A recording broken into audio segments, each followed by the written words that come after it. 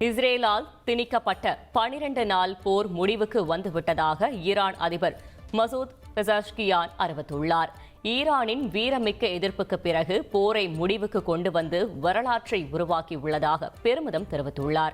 போர் நிறுத்தம் தொடர்பாக ஐக்கிய அரபு அமீரக அதிபர் முகமது பின் சையத்துடன் தொலைபேசியில் தொடர்பு கொண்டு ஈரான் அதிபர் விளக்கம் அளித்தார். அப்போது தற்காத்துக் கொள்ள ராணுவ மோதலில் ஈடுபட வேண்டிய கட்டாயத்திற்குள் தள்ளப்பட்டதாகவும் இதுபோன்ற கட்டாயம் வராது என்றும் ஈரான் அதிபர் மசூத் பெசஷ்கியான் நம்பிக்கை தெரிவித்துள்ளார். இஸ்ரேல் மற்றும் ஈரானுக்கு இடையே போர் நிறுத்தம் வரவேற்கத்தக்கது என்றும் அதேவேளையில் இந்த போர் நிறுத்தம் நீடிக்குமா என தெரியவில்லை என்றும் ரஷ்யா சந்தேகம் தெரிவித்துள்ளது.